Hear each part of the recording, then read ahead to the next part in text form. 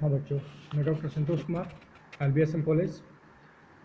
अब हमें पढ़ना है physiographic feature of the south America. Physiographic feature का विस्तृत वर्णन करने के पहले मैं इसकी उत्पत्ति के संदर्भ में कुछ बातें बता देना चाहता हूँ, जो कि हमेशा पूछी भी जाती रही हैं। सबसे पहली बात इसकी उत्पत्ति को लेकर यह है कि सुपर कॉन्टिनेंट गोंडवाना के टूटने से दक्षिण अमेरिका, अफ्रीका, इंडिया, ऑस्ट्रेलिया और अंटार्कटिका बने थे। यही दक्षिण अमेरिका इस सुपर कॉन्टिनेंट गोंडवाना से टूटकर जब पश्चिम की ओर प्रवाहित हुआ तो आज ये अपनी वर्तमान स्थिति में आया। इसकी लगभग स्थिति, मतलब संपूर्ण तो नहीं कहेंगे क्योंकि विषुवत रेखा इसके उत्तरी टिप पर गुजरती है ब्राज़ील से होकर, और इसी विषुवत रेखा के कारण ब्राज़ील में अमेजन जैसी नदी का उद्गम होता है, क्योंकि एंडीज श्रेणी पर होने वाली वर्षा, खास करके इसके पूर्वी ढाल पर होने वाली वर्षा से बृहत मात्रा में जल एकत्रीकरण के कारण विश्व की सबसे ज़्यादा जल प्रदान करने वाली अमेजन की उत्पत्ति होती है। खैर, ये चीज़ को हम आगे भी देखेंगे। मैं सबसे पहले उत्पत्ति को बता रहा था, तो उत्पत्ति के संदर्भ में आप ये जान लीजिए कि गोंडवाना से टूटने से इसकी उत्पत्ति हुई, लेकिन इसके स्थलाकृति के ऊपर विविध तरह के भौतिक स्वरूप मौजूद हैं। इन भौतिक स्वरूपों में जहाँ विश्व की सबसे लंबी पर्वत श्रेणियाँ नवीन बलित पर्वत श्रेणियाँ हैं, वहीं पठार हैं, तो कहीं मैदान हैं, कहीं रेगिस्तान है। तो आपको पता है कि स्थलाकृतियों के विकास पर न केवल चट्टानों की संरचना का महत्व होता है, बल्कि उस चट्टानों की संरचना पर जलवायविक प्रभाव भी काफ़ी महत्वपूर्ण होता है, वनस्पतिक प्रभाव महत्वपूर्ण होता है। तो खैर, ये इसकी चर्चा हम अलग चैप्टर में करेंगे, लेकिन हाँ, यहाँ मैं भौतिक स्वरूप के बारे में बता रहा था। तो अगर हम कुल फिजिकल फीचर को देखें तो इसको हम मुख्यतः 4 भागों में बांट सकते हैं। सबसे पहला जो अभी आपको मैंने फिगर के थ्रू बताया था कि एंडीज पर्वतमाला उत्तर अमेरिका के पश्चिमी तट पर नवीन मोड़दार पर्वत है। ये क्वेश्चन आपसे पूछा जाएगा कि निम्न में से कौन नवीन मोड़दार पर्वत है या कौन नहीं है, तो 3 उसमें नवीन मोड़दार पर्वत रहेंगे और 1 पुराना रहेगा, आपको चुनना होगा। या फिर ये रहेगा कि 3 पुराने नवीन मोड़दार, 4 में से 3 पुराने मोड़दार पर्वत के नाम दिए जाएंगे और 1 नवीन मोड़दार पर्वत का नाम दे दिया जाए और पूछ दिया जाए। तो यहाँ कुछ भी पूछा जा सकता है आपसे। खैर, तो यह एंडीज पर्वतमाला जो है उत्तरी अमेरिका में वेनेजुएला से लेकर दक्षिण में चिली के दक्षिणी टिप तक केप हॉर्न तक फैला हुआ है। खैर, तो यह एक नवीन पर्वतमाला है और इसकी उत्पत्ति की जहाँ तक बात है तो दक्षिण अमेरिका पश्चिम की ओर प्रवाहित हो रहा था। यह एक महाद्वीपीय प्लेट था और प्रशांत महासागरीय प्लेट से टकराने के बाद, प्रशांत महासागर के साथ साथ प्रशांत का ही एक हिस्सा है नजका प्लेट भी, तो इसलिए हम यहाँ दोनों का नाम लेते हैं कि नजका प्लेट और प्रशांत महासागर प्लेट से टकराने के बाद, अमेरिकी प्लेट के टकराने के बाद इस नवीन मोड़दार पर्वत श्रृंखला की उत्पत्ति हुई। यह घटना टर्सरी काल में हुआ था। दूसरी बात बता दूं कि इस नवीन मोड़दार पर्वतमाला के बनने के बाद इससे उतरने वाली नदियां, क्योंकि यह दक्षिण अमेरिका का सबसे लंबा जल विभाजक है, इससे निकलने वाली जितनी जलराशियां हैं पश्चिमी ढाल पर अगर निकल गई तो सीधा समुद्र में प्रशांत महासागर में जाकर गिरेंगी, और पूर्वी भाग में अगर निकल गई तो सारी राशियां संपूर्ण दक्षिण अमेरिका को पार करते हुए अटलांटिक में जाकर गिरेंगी। इसी पूर्वी हिस्से में निकलने वाली जलराशियों में सबसे प्रमुख जो नदी बनती है वो है अमेजन, ब्राज़ील में। खैर, इसके बाद पराना पराग्वे भी है। ठीक है, तो इस तरह से इस एंडीज की उत्पत्ति होती है।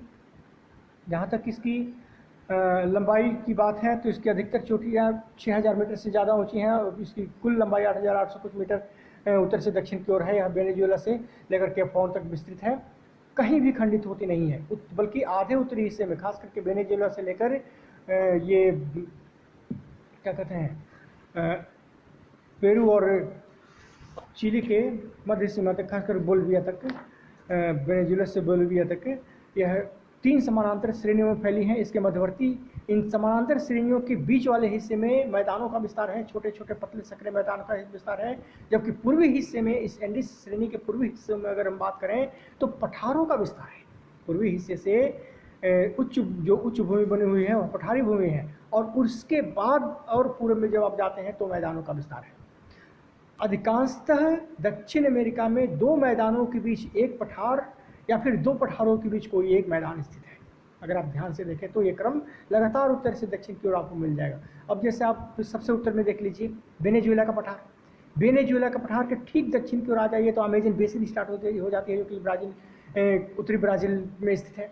उत्तरी ब्राज़ील के ठीक दक्षिण में आइए, दक्षिणी ब्राज़ील, दक्षिण पूर्वी ब्राज़ील, जहाँ उच्च भूमि है, पठार के रूप में है। तो दो पठार, वेनेजुएला पठार और ब्राज़ीलियन हाईलैंड के बीच में ब्राज़ील का मैदान या अमेजन बेसिन। इसी तरह से ब्राज़ील के मैदान और पेंटागोनिया के मैदान के बीच की बात करें तो ग्रान चाको या फिर प्रेरी मैदान और ला प्लाटा का मैदान, ग्रान चाको, ला प्लाटा और प्रेरी, पंपास का मैदान, पंपास का प्रेरी, हाँ ठीक है, पंपास का मैदान। तो इस तरह से किसी दो पठार के बीच में, तो संपूर्ण दक्षिण अमेरिका में एक मैदान की स्थिति है या फिर दो मैदान के बीच में एक पठार की स्थिति है। तो ये बहुत क्रमिक रूप में पाया जाने वाला स्थलाकृतिक स्वरूप है। खैर, पर्वत उत्तर से दक्षिण फैला है, जबकि पठारों का विस्तार पश्चिम से पूर्व, पठारों मैदानों का विस्तार पश्चिम से पूर्व की ओर है।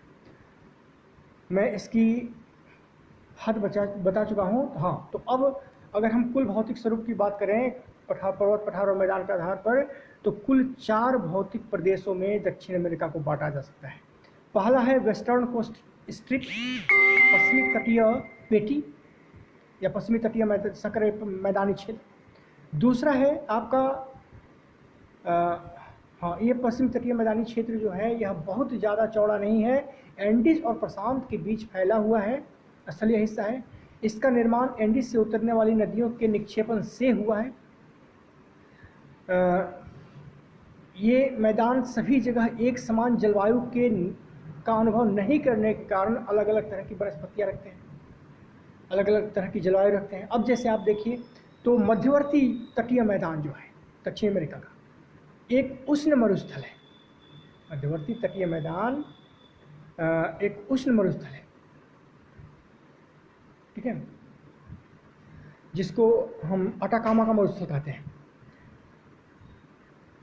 और दक्षिण में चले जाइए तो पेंटागोनिया के पश्चिम में जो हिस्सा है वो भी शीत मरुस्थल के नाम से जाना जाता है, वहाँ ठंडी भी बहुत ज़्यादा है, तटीय मैदान वाला हिस्सा। ठीक है, तो इसके ऊपर बढ़ जाइए तो इसी उष्ण मरुस्थल के थोड़ा सा और दक्षिण में चले जाइए तो आपको भूमध्य सागरीय जलवायु भी मिलती है। यानी इस पूरे तटीय मैदान में विश्व की लगभग सभी जलवायु मौजूद आपको मिल जाती है।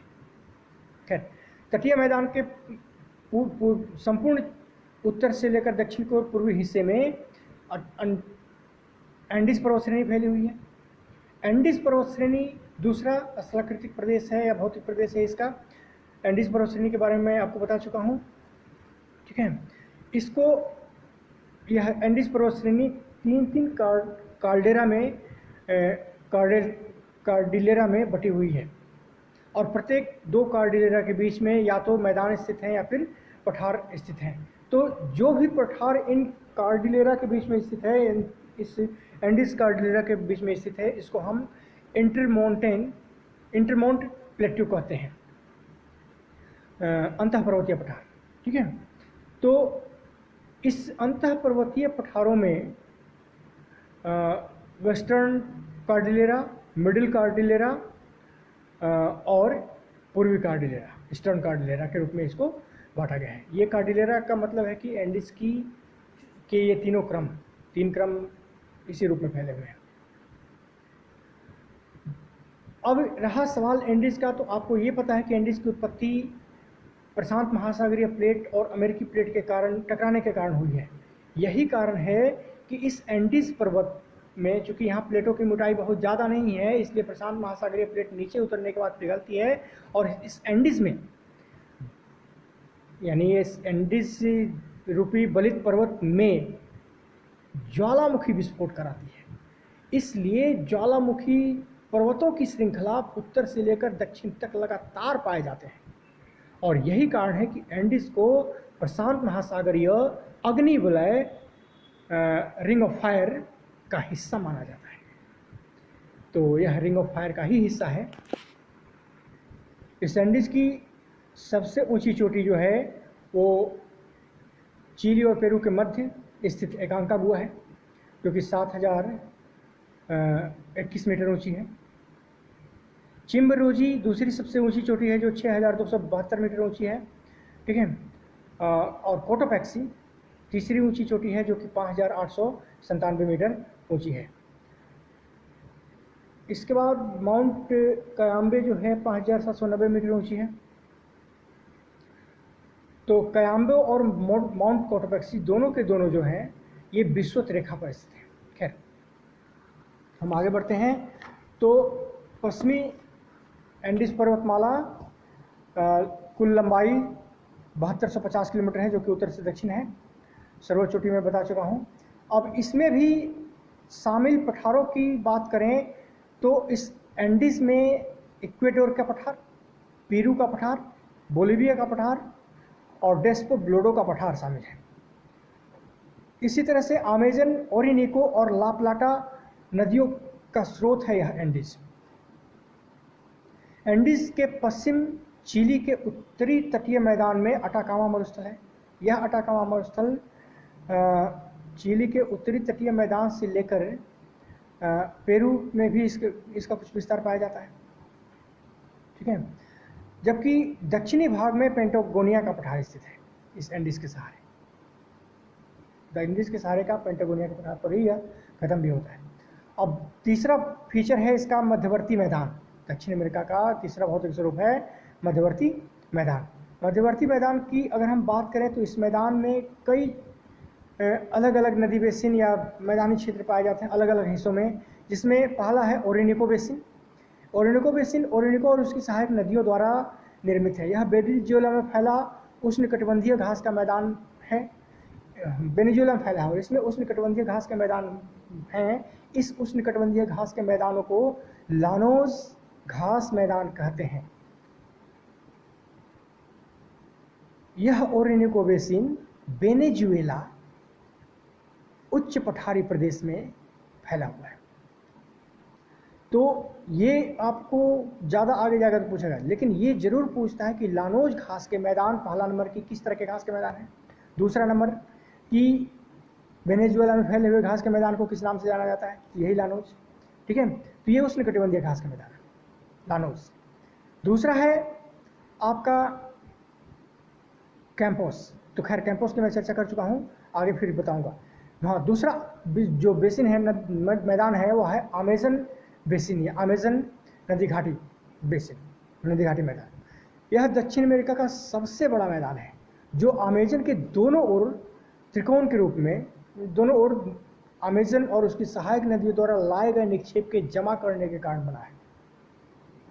अमेजन के मैदान में चूंकि विषुवत रेखा इससे अमेजन के मैदान से होकर गुजरती है, और आपको पता है कि विषुवत रेखीय प्रदेश पूरे पृथ्वी पर ऐसे प्रदेश होते हैं, खास करके स्थलों के ऊपर, जहां प्रत्येक दिन दोपहर के बाद मूसलाधार बारिश होती है। और इसी मूसलाधार बारिश के कारण अमेजन जैसी बृहत जल प्रदायिनी नदी का निर्माण होता है। अमेजन विश्व की सबसे बड़ी, मतलब कि सबसे अधिक मात्रा में जल प्रदान करने वाली नदी है। तो अमेजन बेसिन, हाँ, अमेजन के और उसकी सहायक नदियों से निर्मित होने के कारण अमेजन बेसिन कहलाता है। इस अमेजन बेसिन में उष्णार्द्र जलवायु की घनी वनस्पतियाँ पाई जाती हैं, यानी विषुवत रेखीय वन पाए जाते हैं। इस घनी वनस्पतियों के संपूर्ण प्रदेश को या घनी वनस्पतियों को ही हम सेल्वा वन कहते हैं। पूछा जाता है कि अमेजन बेसिन के वन को क्या कहते हैं, किस नाम से जाना जाता है, तो सेल्वा वन के नाम से जाना जाता है। ये क्वेश्चन याद कर लीजिए, आगे कई बार पूछा जाएगा आपसे, ठीक है। ये सेल्वा वन है, उष्णकटिबंधीय वन है।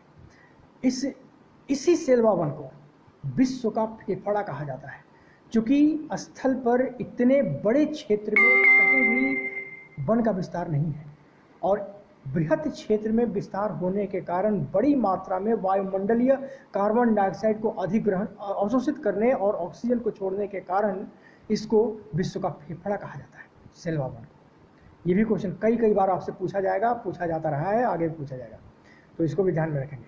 खैर, तो ये घने वन सेल्वा वन का। सेल्वा वन के बाद आप आ जाइए दक्षिण में, तो मैंने बताया था पराना परागवे नदियाँ जब मिलती हैं और उनकी सहायक नदियाँ उनसे जब मिलती हैं, तो जो इस मैदान का या जिस निक्षेपित मैदान का निर्माण होता है, इसको ला प्लाटा का मैदान कहते हैं। इस ला प्लाटा का उत्तरी हिस्सा जो कि पराना और उसकी सहायक नदियों के निक्षेप से बना है, ग्रांड चाको का मैदान कहलाता है। और ला प्लाटा के दक्षिणी हिस्सा जो है शीतोष्ण जलवायु के कारण पंपास मैदान कहलाता है, क्योंकि यहाँ पंपास नाम की घासें उगती हैं।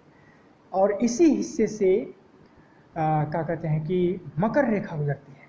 तो हाँ, यहाँ मैं बता दूँ कि पूरा दक्षिण अमेरिका से 2 रेखाएं, विषुवत रेखा और मकर रेखाएं गुजरती हैं।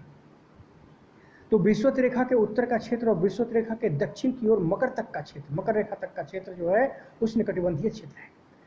ठीक है, तो हाँ, तो इस पंपास मैदान में पंपास घासें पाई जाती हैं, शीतोष्ण घास मैदान है। और इस पर चूंकि वर्षा की मात्रा कम होती है, लेकिन होती है, और इसी कम मात्रा के चलते पंपास घासें उगती हैं। तो यह पूरा क्षेत्र भेड़ पालन सबसे ज़्यादा होता है। इसके अलावा गेहूं की खेती इस क्षेत्र में बहुत ज़्यादा होती है, पंपास मैदान क्षेत्र में। तो आपने 2 तरह की घासें पढ़ी, उष्णकटिबंधीय घास और शीतोष्णकटिबंधीय घास। शीतोष्णकटिबंधीय घास पंपास है, लेकिन उष्णकटिबंधीय घास की बात करें तो लानोस और कैंपोस ब्राजीलियन उच्च भूमि पर पाए जाने वाली उष्णकटिबंधीय घास है। कैंपोस वेनेजुएला में वेनेजुएलन हाईलैंड के ऊपर पाई जाने वाली उच्च घास है, खास करके उष्ण घास है, लैनोस कहलाती है। खैर, इसके बाद पूर्वी पठार और उच्च भूमि है। तो हम इस टॉपिक की चर्चा, चूँकि वीडियो में टाइम ज़्यादा लग गया है, इसे अपलोड करने में प्रॉब्लम होती है, तो मैं आधे हिस्से की जानकारी आपको इसके अगले वीडियो में देता हूँ। इसको तब तक देखिए, और अगला वीडियो अगर पूरी जानकारी आपको चाहिए तो